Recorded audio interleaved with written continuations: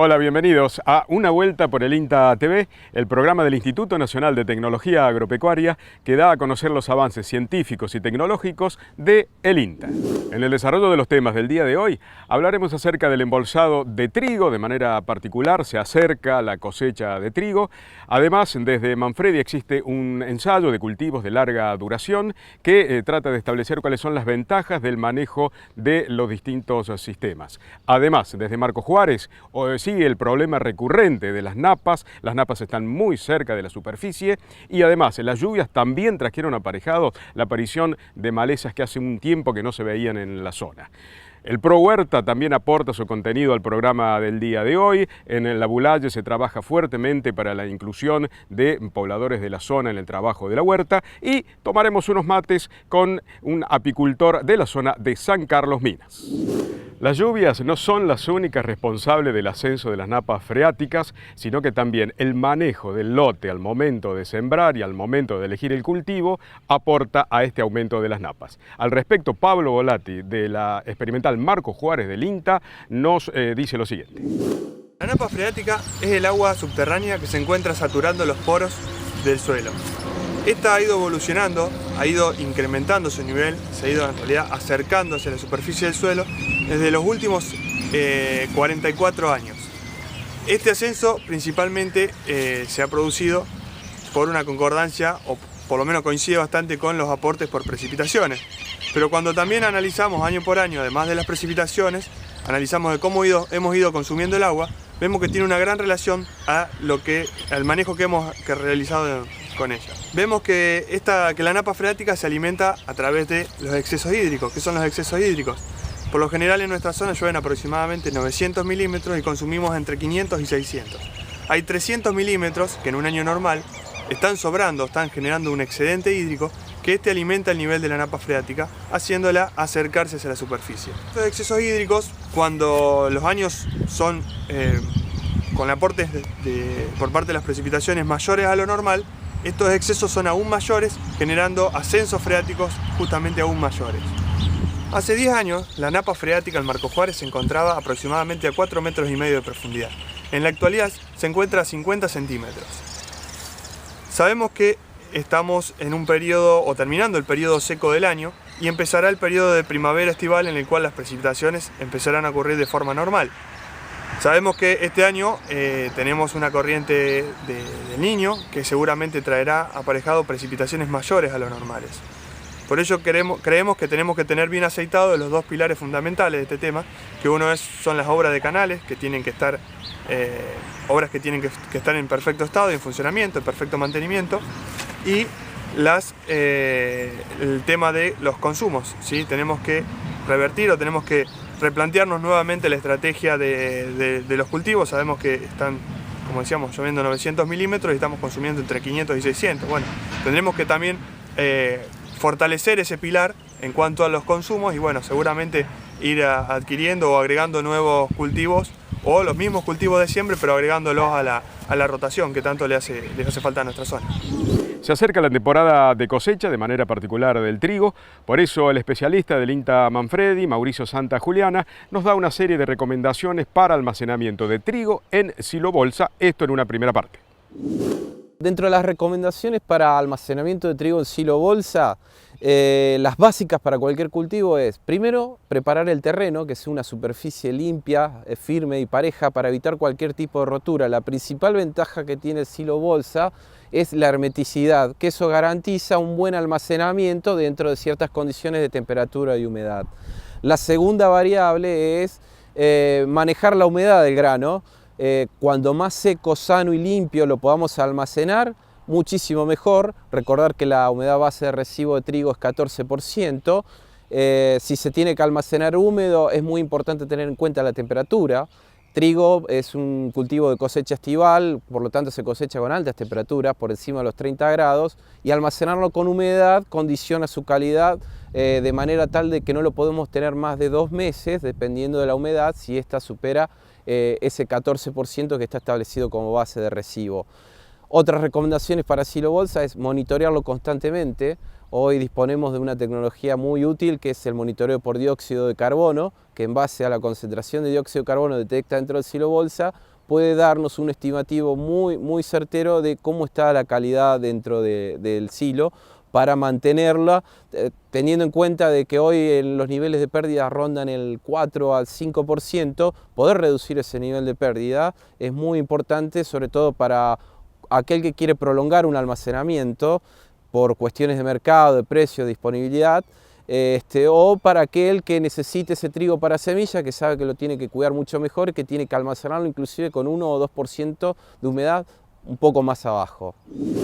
En esta segunda parte, Mauricio Santa Juliana nos da otra serie de recomendaciones a tener en cuenta para el almacenamiento de trigo, pero en este caso en silo convencional. Además, nos da también una serie de recomendaciones a tener en cuenta para el tratamiento y combate de las plagas en silo convencional.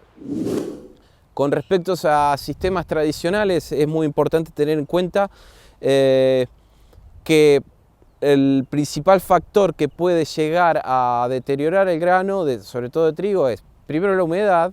Por lo tanto, si debe cosechar con humedad, ese grano tiene que ser secado. La tasa de extracción de humedad dentro de una secadora no debe superar el 5%. La temperatura del grano, si va a ser utilizado como semilla, no debe superar el 43 grados centígrados.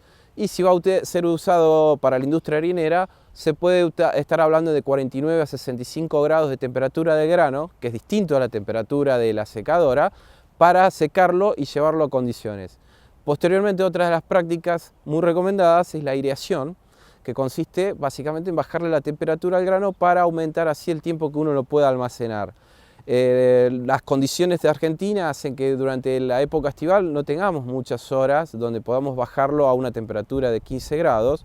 Por eso recomendamos utilizar controladores de aireación e ir seteándolos de acuerdo a la evolución climática, y a medida que llegamos al otoño, hacer que el requerimiento de temperatura sea mucho más bajo, que el aireador encienda cuando la temperatura esté por debajo de los 16-17 grados centígrados, la temperatura ambiente, y de esa forma tenemos una muy buena calidad de aire para enfriar el grano y lograr el objetivo que nosotros tenemos establecido, que es de 15 grados centígrados. Está implementado un controlador de bajo costo, muy efectivo, que trabaja solamente por temperatura, y últimamente ha incorporado una aplicación que se puede descargar de manera gratuita en celulares, en smartphones o tablets, que permite, de acuerdo a la posición donde esté ubicado el teléfono, captura información climática, y de acuerdo a esa información climática del pronóstico de los próximos días que vamos a tener, nos da el tiempo real efectivo de uso de los aireadores de acuerdo a las condiciones que nosotros seteamos a ese controlador.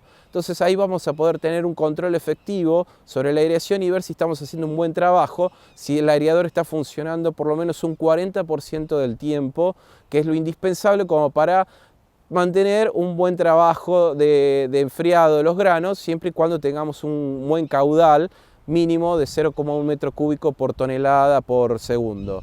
Otra de las pautas que tenemos que tener en cuenta con el almacenamiento de trigo, que es uno de los cultivos que más lo afectan los insectos plagas. Entonces, en aquellos casos donde se almacene trigo y por un periodo bastante considerable, se recomienda la implementación de trampas de captura de insectos para monitorear la población de insectos, muestrear constantemente el silo para ver si ha aparecido algún foco de insectos, tener en cuenta que estas plagas tienen una explosión demográfica muy alta, en condiciones normales una generación de 300 o 400 huevos por cada hembra aparece cada 30 días. El umbral de daño en Argentina es de 0, entonces los daños por insectos deben ser controlados cuanto antes, mucho mejor, porque reducen los costos y reducen lo que es pérdida de calidad. Entonces un buen monitoreo, y en todos casos, en aquellos casos donde prevemos que va a haber alguna infestación, la aplicación de algún químico preventivo, y luego, si el monitoreo revela la aparición de plaga, algún producto químico, o si podemos, bajar con la aireación la temperatura por debajo de 15 grados. Eso como un método de control biológico que nos permite no solo controlar insectos, sino también mantener muy buena calidad de grano.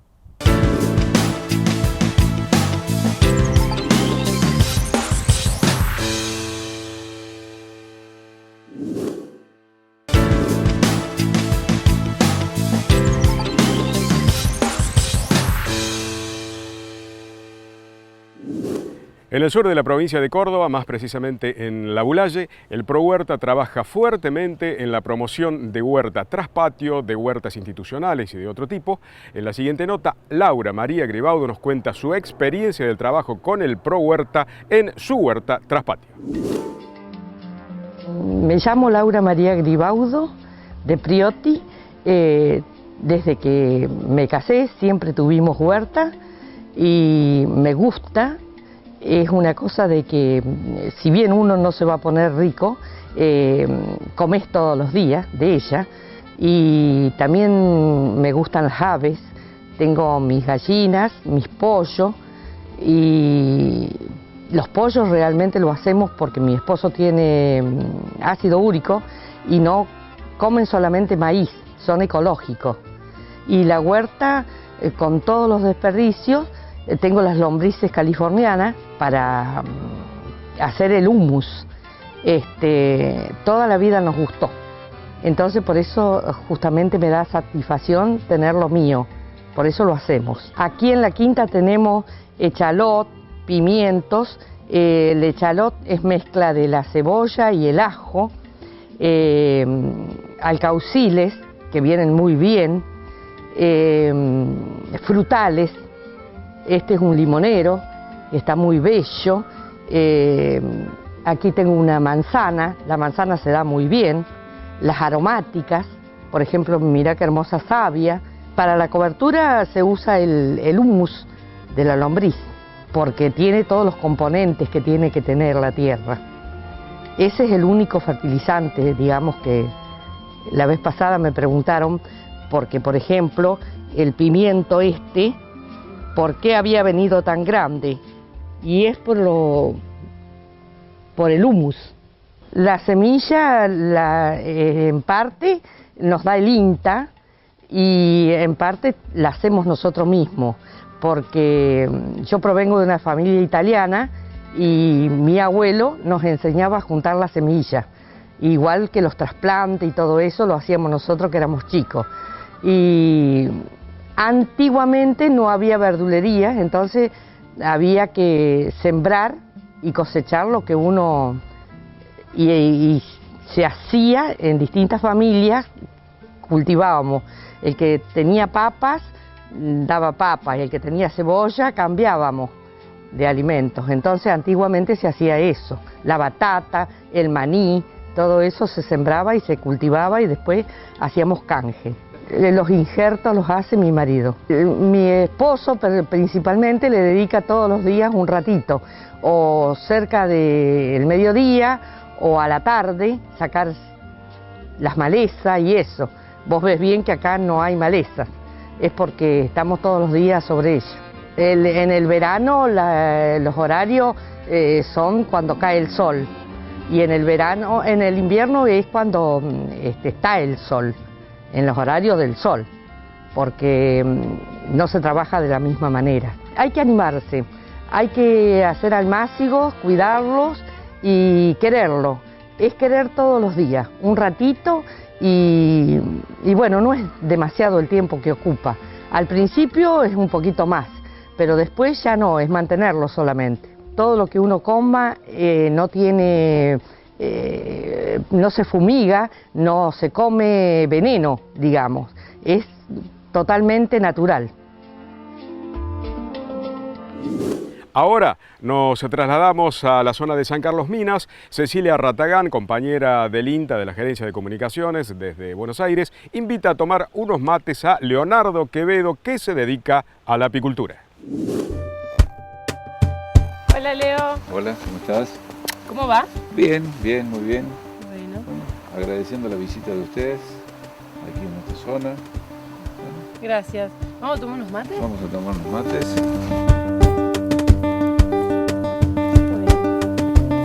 Bueno, Leo, contame cuándo comenzaste con la apicultura. Bueno, la apicultura en mi vida aparece hace muchos años, digamos.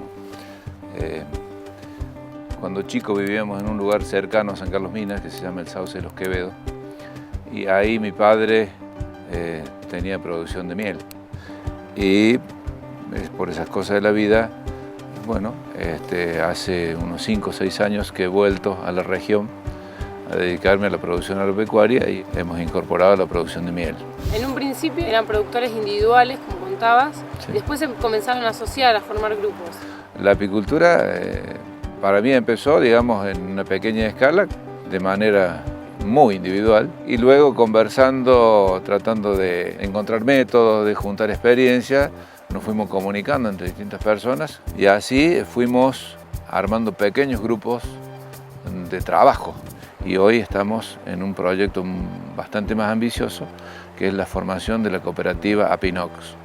Y en los grupos o en la cooperativa hacen investigaciones colaborativas. Sí, claro. Sí. Nosotros hemos hecho tareas investigativas contra la varroa. Hemos utilizado productos orgánicos para eso, que nos ha dado muy buenos resultados. Hemos avanzado en cuanto a la capacidad de la colmena y hemos avanzado en, digamos, a la capacidad de población de la colmena. Y acá estamos rodeados de algunos árboles que le dan el sabor a la miel. ¿Puede ser? Este lugar es bastante representativo. Tenemos una de las materias primas fundamentales, del cual la abeja extrae su polen y su néctar, que es el algarrobo. La floración del algarrobo es una de las principales, porque nuestra producción fundamentalmente se basa en eso. Nosotros somos productores apícolas de bosque nativo. Esto es un sello distintivo que tenemos nosotros porque estamos en una región prácticamente cero contaminación. La miel, para vos la miel es volver a tus orígenes. Significa volver. Claro, es reencontrarse con lo que uno es. Uno, aparte de lo que ve, de lo que muestra, también hay detrás una serie de elementos que juegan a la hora de definir cada una de las personas. Y volver y encontrarme con la posibilidad de producir miel es haber encontrado el cauce en la vida.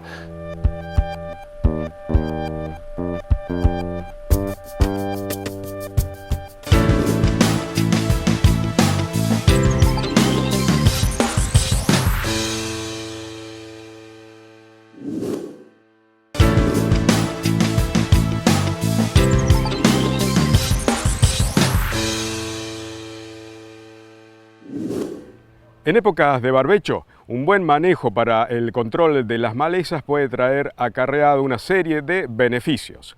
Pablo Belluccini del INTA Marco Juárez nos brinda una serie de recomendaciones a tener en cuenta para realizar un óptimo manejo del barbecho químico. Típicas que hemos tenido para los meses de julio y agosto, los herbicidas residuales usados en el barbecho químico temprano han perdido persistencia y residualidad. Y hoy nos encontramos en la mayoría de los lotes con presencia de malezas del complejo otoño-invernal y también algunas del complejo estival, primavera-estival, que afectan directamente a los cultivos de soja, maíz y sorgo. Debido a esto, nosotros sugerimos recorrer los lotes y monitorear las especies de malezas que tenemos en el lote, y poder, en este caso, realizar una práctica de un barbecho intermedio, ya usando herbicidas residuales que sean compatibles con los cultivos a sembrar. Los barbechos químicos tempranos es una práctica donde nosotros queremos cubrirnos y manejar el lote libre de malezas en el otoño, invierno y comienzo de la primavera, con la idea de llegar a la siembra de los cultivos estivales en condiciones de aplicar los herbicidas residuales que sean compatibles con estos cultivos. El barbecho químico intermedio es una práctica que por ahí queremos sugerir en este tipo de año, en este tipo de condiciones, donde directamente los herbicidas residuales usados en el barbecho químico temprano ya han perdido persistencia, han perdido residualidad, y necesitamos ahora cubrirnos en estos 30-40 días previo a la siembra del cultivo de soja o 20 días previo a la siembra del cultivo de maíz con el lote libre de malezas y evitando en este caso que la maleza agarre un tamaño tal que luego se me complique poder controlarla de manera eficiente. En el INTA Manfredi se está llevando adelante desde hace varios años un ensayo de larga duración que trata de determinar cuáles son los beneficios de los distintos tipos de manejos que se hacen sobre el lote, ya sea labranza tradicional, siembra directa, rotación de cultivos. Al respecto, Carolina Álvarez, de esa estación experimental, nos cuenta de qué se trata estos ensayos de larga duración. Bueno, este es un ensayo de larga duración, iniciado en 1995 en INTA Manfredi, una de las estaciones experimentales de la provincia de Córdoba, en la que los objetivos de estos ensayos de larga duración era evaluar diferentes manejos y el efecto que producían estos manejos sobre el suelo, sobre todo en sus inicios de la siembra directa. Entonces aquí nosotros tenemos siembra directa, tenemos una labranza reducida, utilizando rastradiscos como labor primaria, y luego de 20 años de que tiene aproximadamente este ensayo, la evolución se estudió en el suelo en casi todas, en todos los tratamientos. Este ensayo tiene varias secuencias de cultivo, entre ellas el monocultivo de soja y las rotaciones, y una rotación con gramíneas, como maíz como la gramínea principal de verano. Son, digamos, los efectos que tienen sobre el suelo la siembra directa en la región semiárida respecto de la labranza son muy buenos respecto a los contenidos de materia orgánica. Al aumentar la materia orgánica es un reservorio de nutrientes en el que tiene efectos positivos en el rendimiento del cultivo. Y otra cosa importante que genera la siembra directa en nuestra región semiárida es la acumulación de rastrojo en superficie, lo que hace que mejore el balance de agua en el sistema. Hay mejor infiltración de agua en el suelo, por lo tanto el almacenamiento se conserva por mayor tiempo y hace que un efecto positivo en los rendimientos posteriores de los cultivos de verano, de los cultivos de renta. Respecto de cuál es el mayor efecto sobre el rendimiento del cultivo y sobre los contenidos de carbono, nitrógeno del suelo, tiene mayor impacto la labranza y le sigue en importancia la rotación de cultivos. Es decir, incluir gramíneas en la secuencia de cultivos, rotándola con el cultivo de soja, mejora aún los contenidos de carbono y nitrógeno del suelo. Y además mejora la estabilidad física de los suelos de esta región, porque nosotros tenemos suelos franco-limosos en los que tienen una estabilidad estructural bastante débil, y lo que hace la siembra directa es mantener esta estabilidad y mejorarla aún. Estos ensayos de larga duración se iniciaron, el más antiguo del país está en Marco Juárez, nosotros tenemos uno de 30 años y este de casi 20 años, y en la mayoría de las experimentales del país, de la región de agricultura extensiva, hay un ensayo de larga duración. En las experimentales de provincia de Buenos Aires, los más nuevos están en la región de Chaco, y en todas las experimentales el objetivo es evaluar la evolución, evaluar los efectos de estos tratamientos en el suelo. En el suelo los procesos son lentos y es necesario contar con muchos años de estudio para poder ver los efectos que le producen los diferentes manejos. Bien amigos, esto ha sido todo por hoy. Los esperamos la próxima semana cuando los invitemos a dar otra vuelta por el INTA. Hasta la próxima.